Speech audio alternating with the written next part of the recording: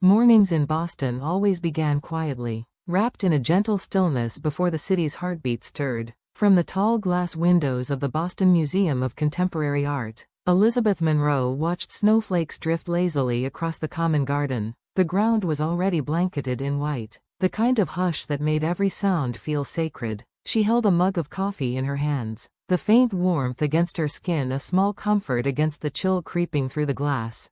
Behind her, the muffled hum of workers preparing for the upcoming exhibition echoed faintly through the halls. Paintings were being unboxed, frames polished, nameplates adjusted to perfect angles. Elizabeth turned at the familiar sound of her colleague's voice. "Elizabeth, how's the display for the new arrivals coming along?" Curator Martha called out, standing by a cart filled with delicate, climate-controlled crates. Elizabeth offered a gentle smile. "It'll be complete once I place the last 2 paintings. We'll be ready for this weekend's opening."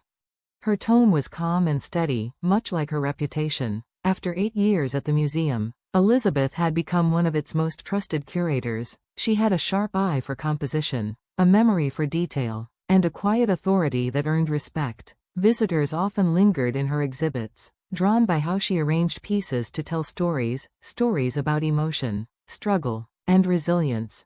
Yet, despite her quiet success, Elizabeth often felt an ache she couldn't name. The fulfillment she found among art and history dissolved each evening when she returned home. That afternoon, as snow thickened over the city, her phone buzzed on her desk. It was a message from her mother. "Family dinner tonight at 7. Christina has news about her promotion. Don't be late." Elizabeth stared at the screen, her breath catching in the still air. There was no greeting, no warmth, just expectation, as always. Her reply was brief: "Understood." That one word had become their rhythm. No arguments, no affection, just muted compliance.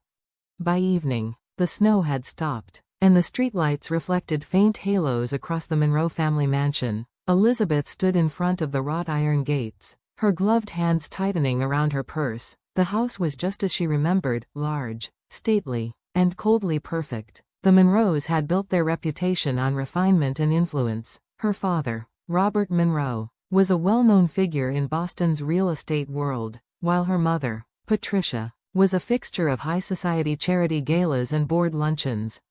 For them, life was a performance, one Elizabeth had never learned to play convincingly.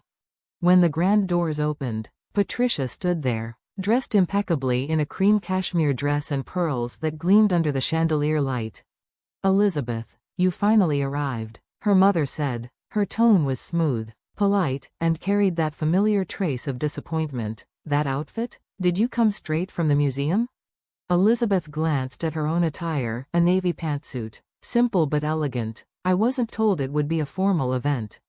"Well, family gatherings are just as important as parties," Patricia replied lightly, wrapping a manicured hand around Elizabeth's shoulder in a gesture that was more for appearance than affection. "Christina is already here. She looks absolutely radiant tonight." As Elizabeth stepped inside, warmth from the marble fireplace met her, along with the sound of laughter. In the living room, her father and younger sister stood near the piano, glasses of champagne in hand. Christina was stunning as always, her makeup perfect, her curls bouncing as she laughed with their father. She wore a sleek Gucci dress, her aura brimming with confidence. When she saw Elizabeth, Christina's smile widened. "You're here. I've been dying to tell you all. I got promoted, associate director at Warren Investments, the youngest in the firm's history to reach that level in their 20s. Robert's proud chuckle filled the room. "That's my girl, the star of the Monroe family. I'm truly proud of you, Christina." Elizabeth smiled genuinely. "Congratulations, Christina. That's wonderful." She embraced her sister, but the hug felt one-sided. Christina already half turned toward their father again, glowing under his praise.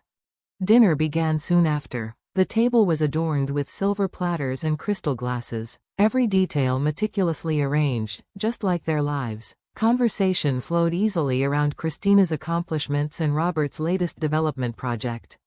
Elizabeth's world, the art, the creativity, the meaning she found in curating, was treated as little more than a charming pastime. At one point, Patricia set down her wineglass, her tone carefully measured. "Elizabeth, Don't you think it's time to consider a more serious career path? Art is lovely, but it's hardly practical. You have your father's connections, perhaps there's a role at the company more suited to your education. Elizabeth looked up, her expression calm but steady. Mother, I'm satisfied with my work. She paused, then added quietly, actually, I have something to tell you. The conversation halted. Robert set down his fork. Christina blinked, curious.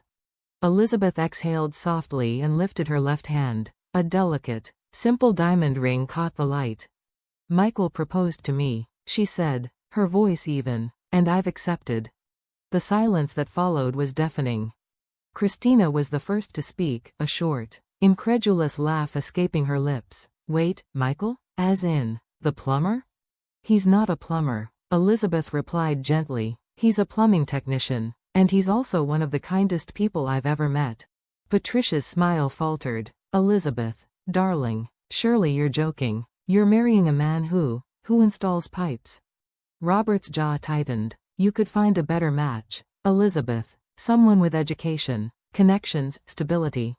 Elizabeth straightened in her chair, her voice firm but quiet. Michael is educated, intelligent, and hardworking. Most importantly, he respects me. That's stability enough. Christina leaned back, crossing her arms. You're making a mistake. You could have anyone. Why settle for that? Because he doesn't treat me like I'm settling, Elizabeth answered softly. He treats me like I'm enough.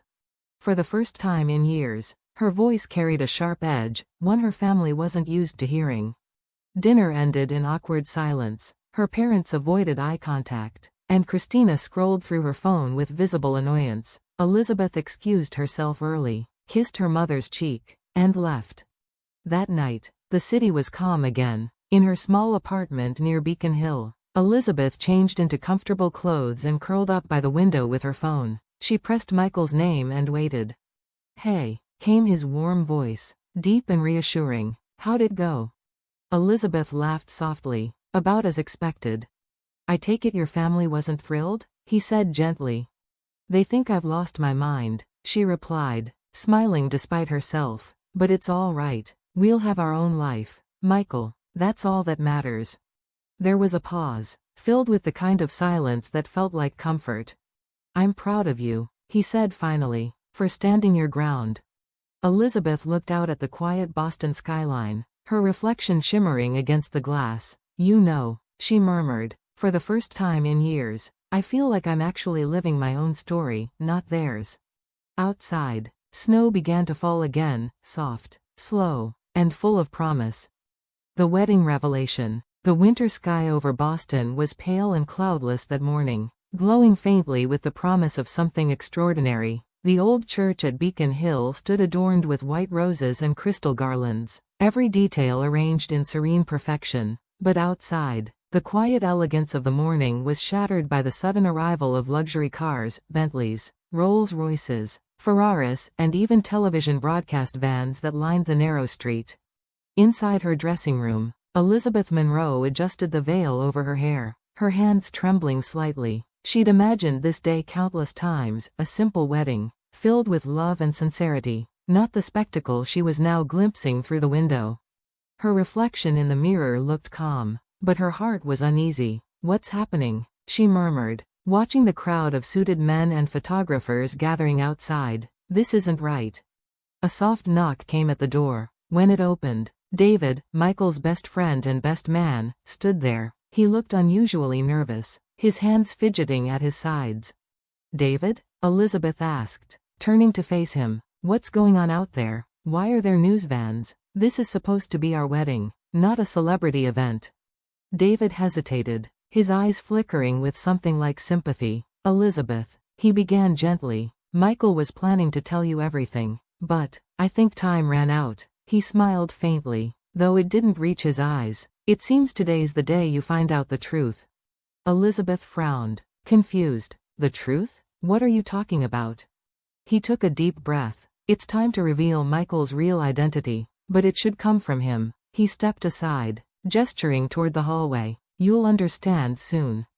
Before Elizabeth could respond, the muffled commotion from outside grew louder. She heard sharp, desperate voices over the crowd. Wait, please, we're the bride's family. Elizabeth froze. That voice, there was no mistaking it. Her mother. She lifted her gown slightly and hurried down the corridor, the silk whispering against the marble floor. As she reached the grand doors, she saw them, her parents and Christina, standing at the church entrance, blocked by security. Patricia's designer coat sparkled with tiny crystals, and her pearls gleamed in the winter sunlight. Robert's face was red with frustration as he argued with the guard. Christina, in a designer gown, looked like she had dressed for an award ceremony rather than a wedding. "I'm sorry," said the security guard firmly, "but only guests with invitations may enter." "What? We're her parents," Robert roared, his voice echoing across the courtyard.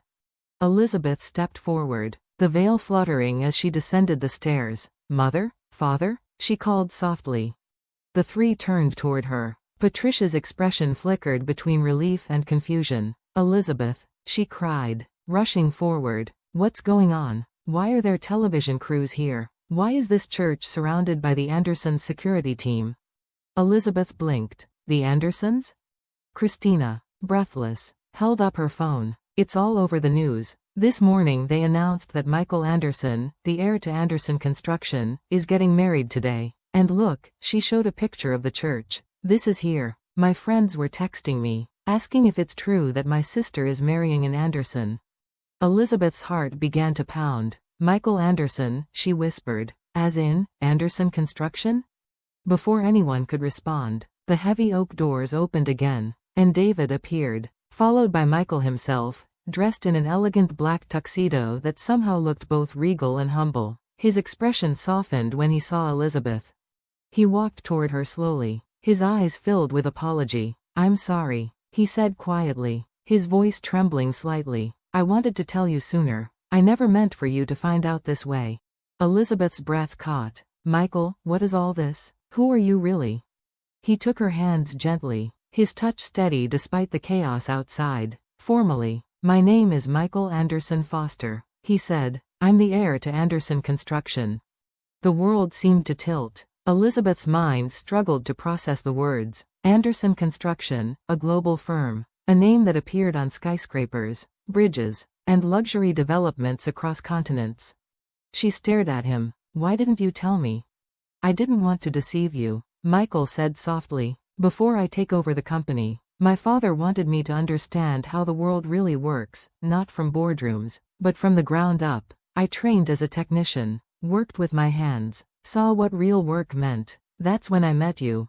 He smiled faintly, eyes shimmering with emotion. "You saw me, not my name, not my wealth, just me. You have no idea how rare that is in my world."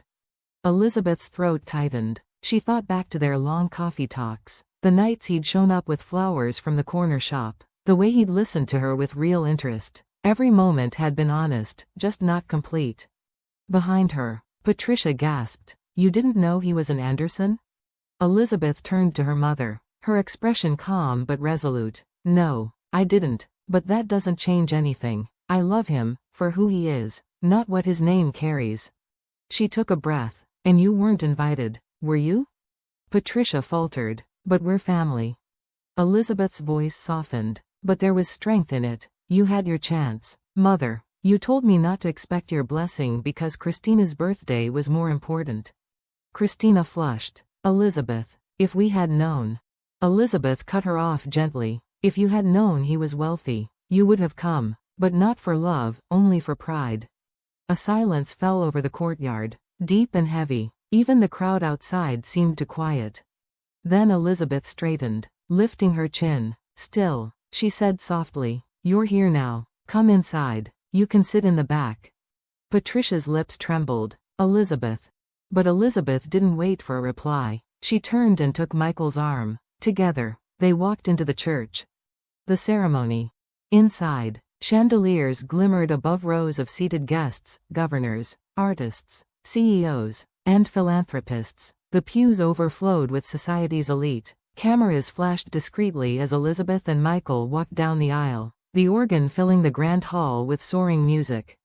At the far back, the Monroe family sat quietly, almost invisible among the guests. Patricia's hands trembled in her lap. Robert's eyes glistened. Shame replacing pride. Christina, for once, had no words.